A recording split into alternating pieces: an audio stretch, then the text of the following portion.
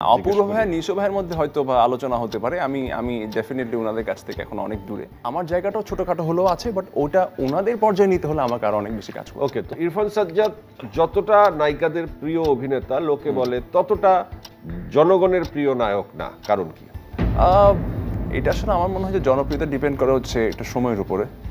হয়তো ততটুকু জনপ্রিয় হতে হলে আমার আর একটু সময় হয়তো দরকার মানুষের কাছাকাছি পৌঁছানোর জন্য। কেসারেন শেকড় থেকে শিখরে। সো এটা আমি it's okay with me. It's okay with you. এবং তুমি অসম্ভব বিনয়ী, শিল্পী বলতে যা বোঝায় তোমার সাথে কথা বললে সেটাই বোঝা যায়। এবং তোমার স্কুলিংটাও ভালো। তুমি চ্যানেল আই এর প্ল্যাটফর্ম থেকে বোধহয় সম্ভবত তোমার যাত্রা শুরু, ফ্যান হ্যান্ডসাম চ্যানেল, এবং তুমি বহুদূর এগিয়েছো। তো এই যে দীর্ঘদিন ধরে বিনয়ী বিষয়টি নিজের ভেতর ধারণ করে রেখেছো, এর নেপথ্যের শক্তিটা কি বা দর্শনটা কি? না, আমি কোনো কিছু আসলে ধরে রাখিনি ভাইয়া। যেটা আমি সেটাই। আমি কখনো নিজেকে দিয়ে কোনো এক্সপেরিমেন্ট করতে চাইনি, নতুন কিছু ইমপ্লিমেন্ট করিনি। আমি তাই থাকতে চেয়েছি এবং সেটা অনুযায়ী কাজ করে যেতে চেয়েছি। ওকে, এখন ভিউর সময় আমরা দেখি যার ভিউ যত বেশি সে তত পপুলার, তার ডিমান্ড তত বেশি। এই বিষয়ে তো তুমি অবশ্যই একটা তোমার লেখাপড়া বা নিজস্ব একটা দর্শন আছে। ভিউর বিষয়টাকে তুমি কিভাবে ধরো? কার ভিউ তোমার কাছে সবচেয়ে বেশি মনে হয় এবং তোমার অবস্থান নিজের কাছে কি মনে হয়? যখন যেটা ট্রেন্ড হয় সবাই সেই স্রোতের সাথেই থাকে এবং এটা খুবই ইম্পর্টেন্ট একটা ফ্যাক্টর। তো আমি সবসময় চেয়েছি যে ভিউ সর্বস্ব কাজ করতে হলে যে কন্টেন্টগুলো আসলে কাজ করতে হয় এবং কন্টেন্টগুলো কাজ করে দর্শককে আপনার প্রতি অভ্যস্ততা তৈরি করে ফেলতে হবে যে আমি এই ধরনের কাজ করি এবং দর্শক এটাতে মজা পাবে। কিন্তু ডেফিনেটলি দর্শকরা খুবই হালকা কন্টেন্ট দেখতে পছন্দ করেন, একটু উইটি কন্টেন্ট দেখতে পছন্দ করেন এবং কমেডি কন্টেন্ট দেখতে অনেক বেশি পছন্দ করেন। সো নাওয়াডেজ ভিউর জন্য দেখা যায় হচ্ছে আমরা সব আর্টিস্টকে সমানে একটু কমেডি নির্ভর কাজে অনেক বেশি ইনভলভ হতে হয়। সো এক একটা আর্টিস্টের তো এক এক ধরনের প্রায়োরিটি থাকে। আমি আসলে আমাকে 10 বছর পর কোথায় দেখতে চাই।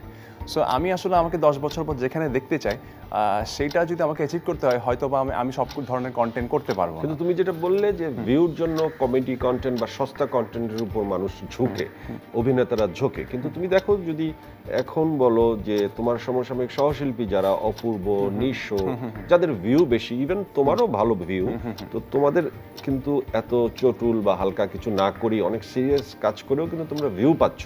তো দর্শকের মেজাজও তো চেঞ্জ হয়েছে নাকি তোমার সাথে? না, চেঞ্জ হয়েছে বলতে হওয়ার দিকে চেঞ্জটা আসছে। আমি বলবো না যে পুরোপুরি, হ্যাঁ অবশ্যই হওয়ার দিকে। ডেফিনেটলি নিশো ভাইয়া একটা হিউজ একটা ফ্যান বেজ আছে।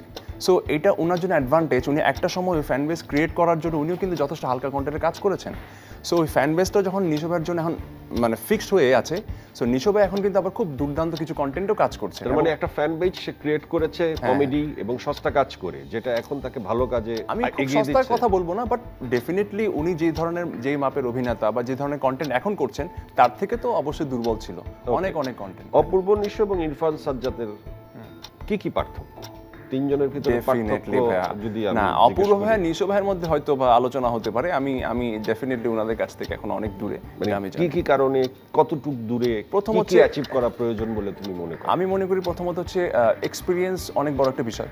ভাইয়াদের এক্সপিরিয়েন্স অনেক বেশি, তারা আজকে অনেক কষ্ট করে এই জায়গায় এসেছেন, ওনাদের স্ট্রাগল টাইম ছিলেন, হ্যাঁ। সো এবং তারা জানেন তাদের জনারটা তারা খুব স্ট্রংলি ধরতে পেরেছেন। নিশো ভাইয়ের একটা আলাদা একটা জনার উনি ক্রিয়েট করেছেন, অপূর্ব ভাইয়ের একটা আলাদা জনার আছে।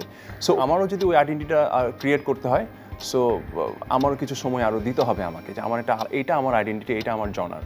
সো সেই জায়গা থেকে বলবো ডেফিনেটলি দে আর এস্টাবলিশড এবং তারা তাদের মতো করে একটা জায়গা তৈরি করে নিয়েছেন।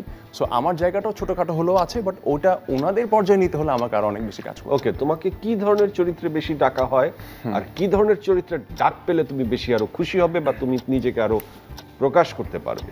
যেটা হয় হচ্ছে খুব ডিসেন্ট ক্যারেক্টারগুলোতে আমাকে ডাকা হয়। ইদানিং খুব ডাকা হচ্ছে খুবই ভদ্র ছেলে, রোমান্টিক একটা ছেলে, হ্যাঁ, নতুন প্রেমে পড়েছে, যেটা অ্যাজ ইউজুয়াল আমি করে আসছি।